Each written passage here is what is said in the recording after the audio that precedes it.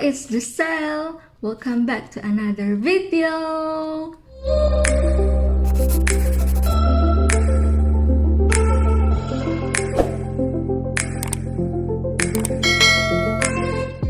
So for today's video, we will gonna make corn dog. So ililink ko na lang sa baba kung saan ko nakita itong recipe na to sa isang YouTuber din. So try natin.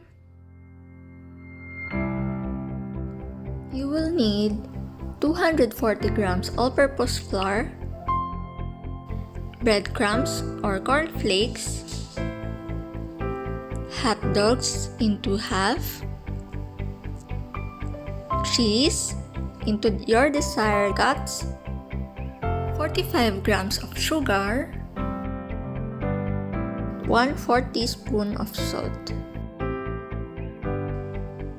milk, and egg. Let's play! Maghugas muna ng inyong mga kamay. Ilagay ang hotdog sa stick at pati na rin ang cheese. Gawin ito sa lahat ng hotdog hanggang maubos ito. Itabi muna ito at gagawa tayo ng mixture.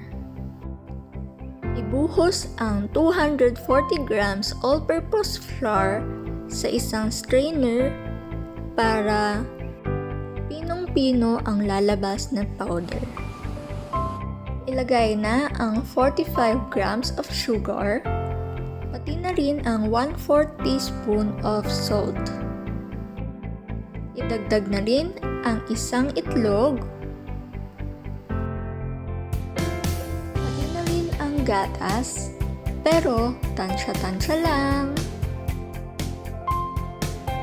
I-whisk ito lahat at hintayin hanggang sa maging smooth at malapot na consistency. Dagdagan ulit ng gatas kung sa tingin mo ay kulang pa. Iwis ng iwis hanggang sa maging ganito ang consistency.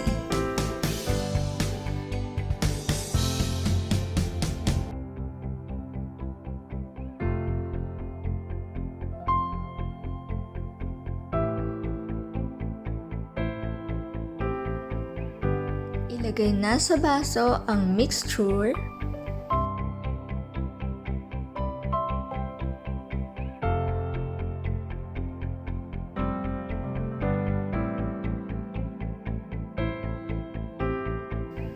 Bakit baso? Para madaling i-dump ang hotdog at i-coat ng pantay. I-coat na siya ng breadcrumbs or cornflakes.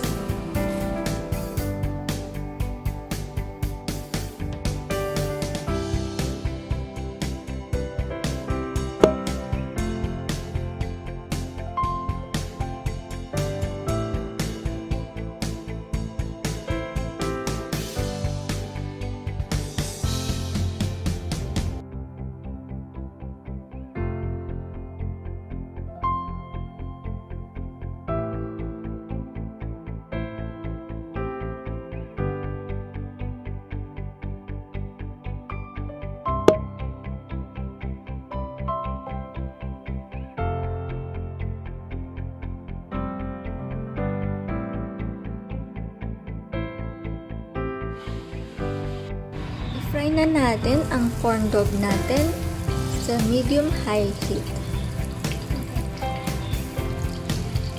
Paalala lang, dapat mainit mo yung kalan natin bago mag-fry.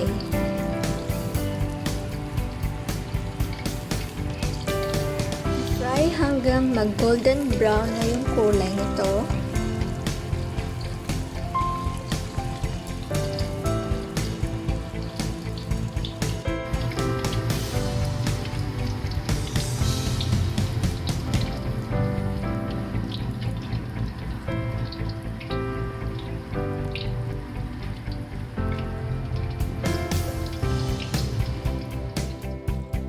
Tapos na ang corn dog natin. Ano ba yung maliit lang? Ito oh, hindi lang.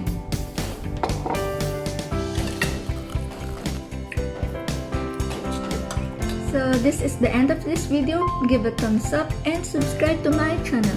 Click the notification bell below so you will be updated to my new videos.